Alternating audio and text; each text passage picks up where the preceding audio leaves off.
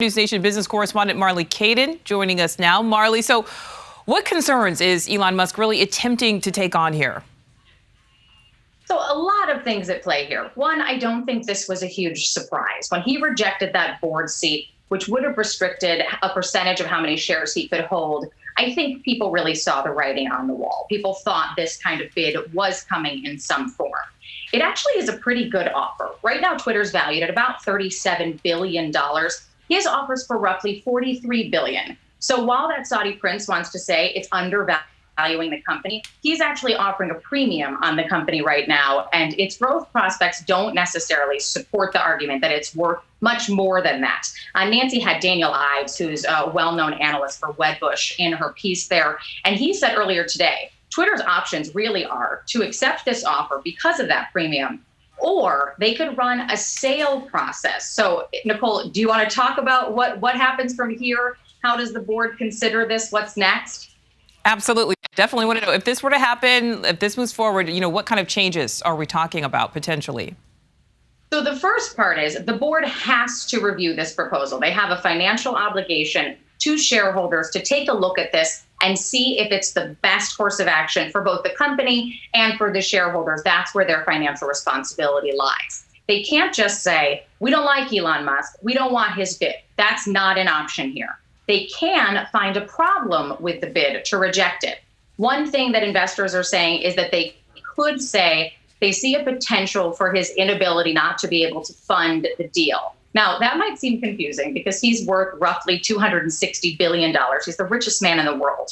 But you have to have the cash to buy it. And a lot of his is tied up in Tesla stock. So he just did cash out quite a bit of Tesla stock. He may have the cash on funds. He may have a silent backer. We don't really know. But that could be a reason that Twitter comes back and says, we don't feel comfortable doing this deal. We don't believe you actually have the funding to go forward with this. All right. So he, obviously the world's richest man. But again, if he doesn't have the cash, they could potentially say no. All right. So Marley, how does Musk's evaluation compare to Twitter's actual worth?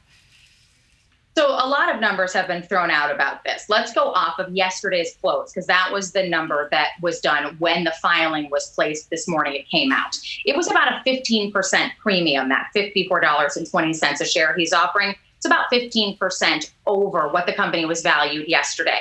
And Twitter's user numbers have been dwindling. They're not seeing a lot of new people joining the platform. And that's what really drives growth. That's how valuations are determined. Are you getting a lot of new users and are they active? For Twitter, that's not the case. Twitter's pretty widely criticized right now, and their growth prospects have been going down over the past several months, even over the past 2 years or so. So I'm sure that's a big driver behind his deal here. All right, Marley. I'm sorry, I was going to say, we only have one last question for you now. Is this, Musk has had a lot of major impact on different companies' stocks. Is this really just a ploy right now, or is there a chance this could really happen? So if it's a ploy, it's illegal. The SEC does not allow you to make public comments to mess with the share price of a company. So that's likely not what's going on here.